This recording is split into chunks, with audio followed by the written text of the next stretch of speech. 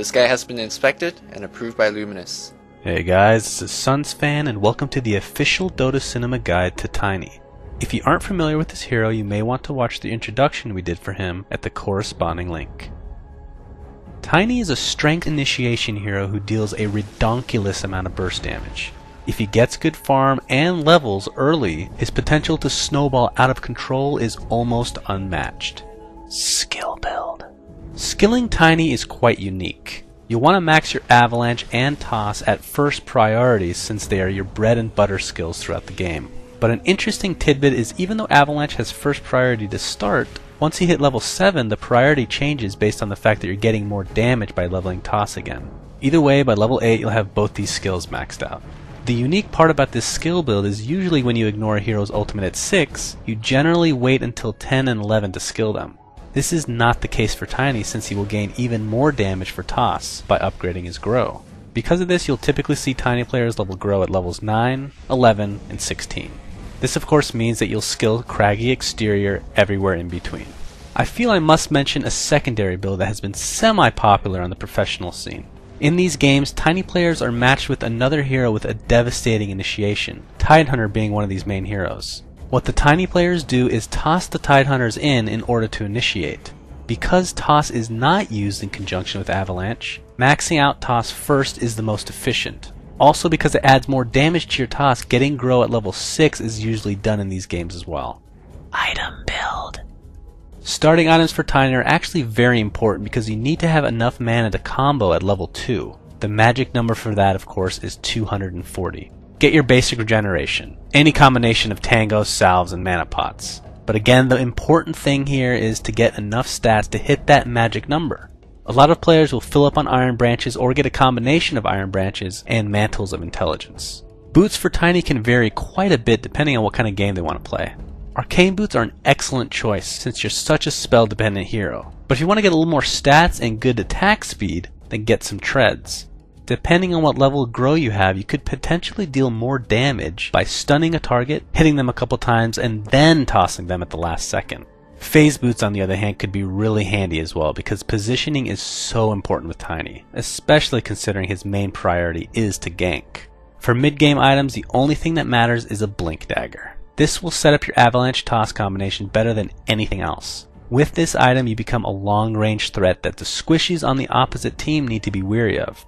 Another cool optional item in addition to a blink would be a Force Staff. This will allow you to blink in and demolish an enemy hero even if they're close to allies, because you still have an escape mechanism in the newly acquired Force Staff.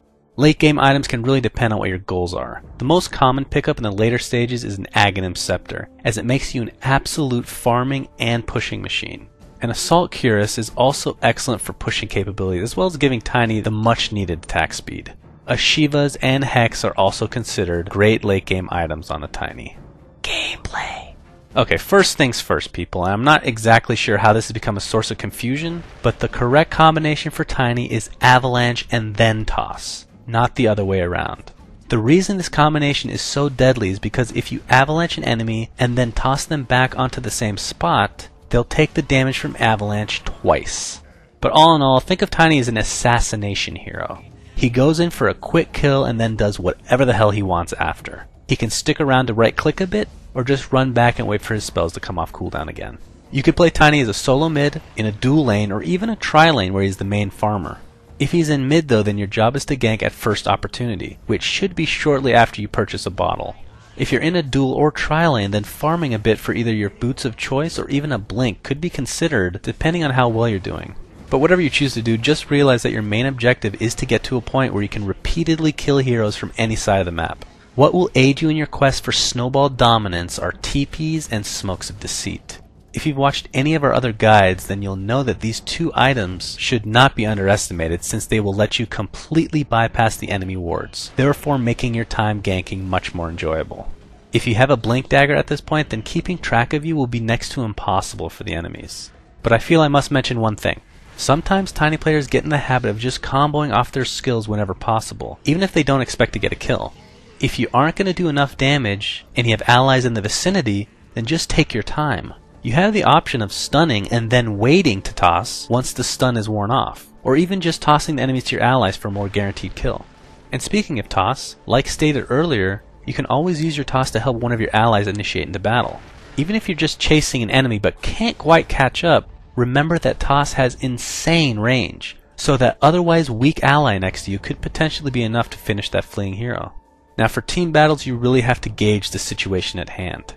Blinking in and trying to combo down a caster is usually a good bet if your team's not far behind. As far as what you do once you've completed your combo is really dependent on how the game's going. If you have pretty high levels and don't expect to be taken down very quickly, then by all means just right click away. I mean, with level 3 grow you will have well over 200 damage by this point. But if you aren't confident in your ability to survive, then don't feel ashamed if you have to exit the battle temporarily while your spells come off cooldown. It really just depends on how your game's going. But whatever the situation, just figure out what will allow you to do the most damage while staying alive and then do it. Friends and foes. Tiny has quite a few friends actually, and it's not because he has rock hard abs. Heroes that like to initiate but don't necessarily have the means to do so without a blink really appreciate Tiny's ability to toss salad. Heroes that fit this bill are of course Tidehunter, Enigma, and Earthshaker, just to name a few.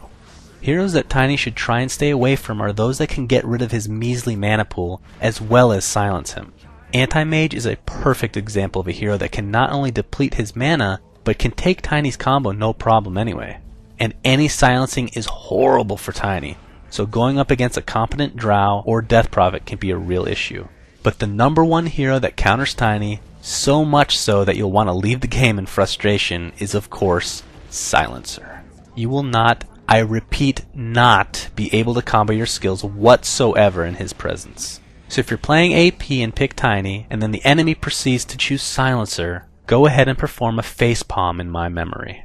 Thanks for watching guys, and please remember to subscribe to our YouTube. Also a special shout out goes to Flawless and Luminous for their help in writing this guide. You can check them out at their respective YouTube channels, which are linked in the video description.